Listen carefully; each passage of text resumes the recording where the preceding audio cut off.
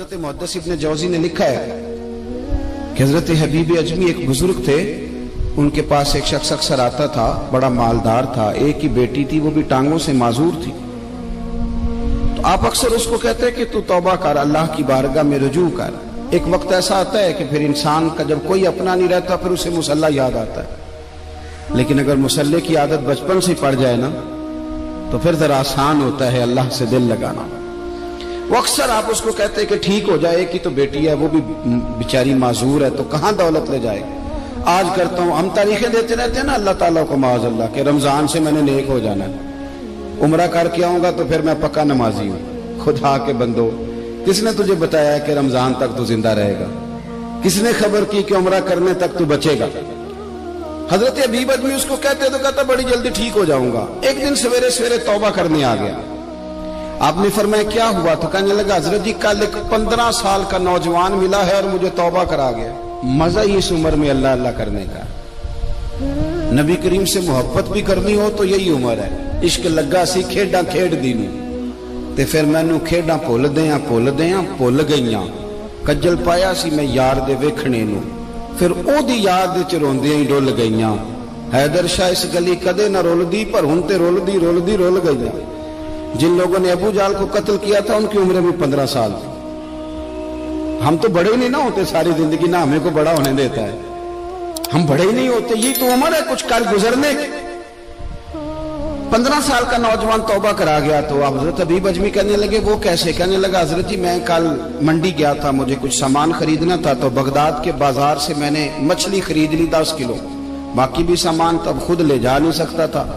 تو مزدور آپ کو پتہ ہے بیچارے آج بھی سڑکوں پہ بیٹھے ہیں، تو مزدور بیٹھے تھے تو ان میں ایک نوجوان 14-15 سال کا، چہرے پہ بڑی روشنی۔ میں نے اس کو کہا بیٹے مزدوری کرو گے؟ کہنے لگا حضور مزدوری بھی کرتا ہوں، پڑھائی بھی کرتا ہوں، اور جو اللہ کو منظور ہو اس کی عبادت بھی کرتا ہوں۔ میں نے اسے کہا کہ یہ میرا سامان ہے فلان جگہ پہنچانا ہے، کیا لوگے؟ کہنے لگا 3 دینار مزدوری۔ سودا طے ہو گیا، اس نے سامان اٹھا لیا۔ کہتے ہیں رستے میں ظہر کا وقت ہو گیا۔ کہنے لگا چچا اگر اجازت دو تو نماز پڑھ دوں۔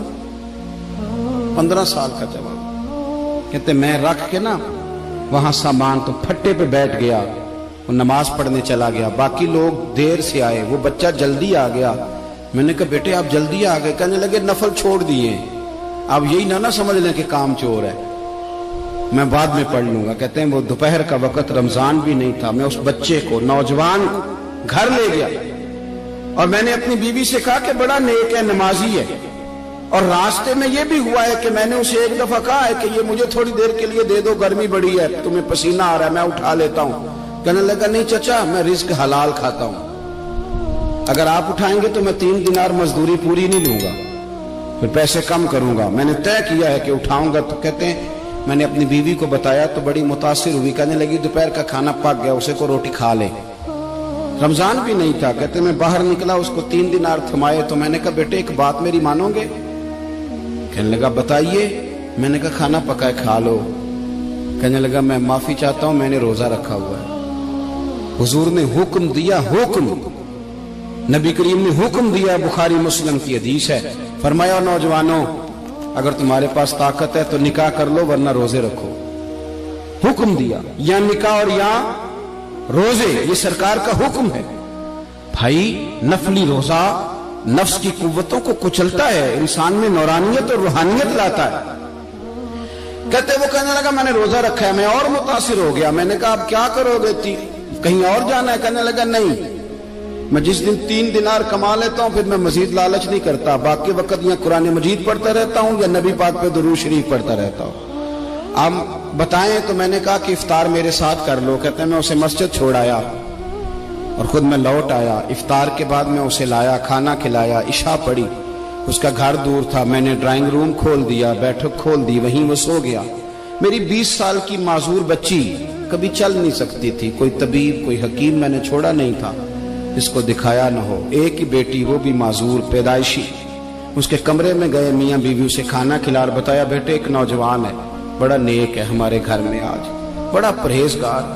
پتہ ہے حضور نے کیا فرمایا؟ نبی کریم فرماتے ہیں جب نوجوان اٹھ کے تہجد پڑھتا ہے نا، نوجوان تو اللہ فرشتوں کے سامنے اس نوجوان پر فخر فرماتا ہے. اللہ فخر کرتا ہے کہ عمر دیکھو دیکھو یہ میری بارگاہ. اللہ فخر کرتا ہے, اللہ یعنی خدا خود میرے مجلس بود, اللہ فخر کرتا ہے. اب سوچے تو ہم نے اپنی بیٹی کو بتایا کہ نوجوان اور بڑا نیک ہے, تو کہتے ہیں وہ کھانا کھلا کے ہم واپس آ گئے. آدھی رات کا وقت ہوا تو دروازے پہ دستک ہوئی. بچی اپنے کمرے میں سو رہی تھی, ہم اپنے کمرے میں, وہ بیٹھک میں. گھبرا کے اٹھے کہ اس وقت کون ہے دروازے پہ؟ تو بیٹی کہنے لگی ابا دروازہ تو کھولنا. کہتے ہیں دروازہ کھولا تو 20 سال ہو گئے تھے بیٹی کو, کبھی اس نے چل کے نہیں دکھایا تھا, کبھی دوڑ کے ادھر جاتی کبھی ادھر آتی. کہتی الحمدللہ اللہ نے میری ٹانگیں ٹھیک کر دی.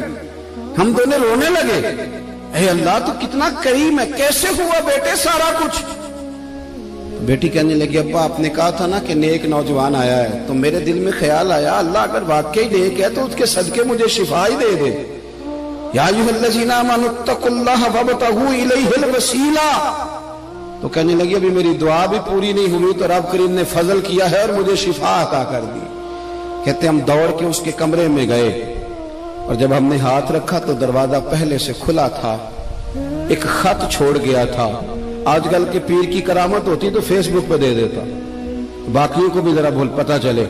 کہتے ہیں وہ خط چھوڑ گیا اپنے بستر پہ کہ اگر تم لوگوں کو مجھ سے محبت ہو گئی ہے تو میرے پیچھے نہ دوڑنا, اس رب کی بارگاہ میں جھکنا جس رب نے میرے اوپر بھی فضل فرمایا ہے اور آپ پر بھی کرم فرمایا.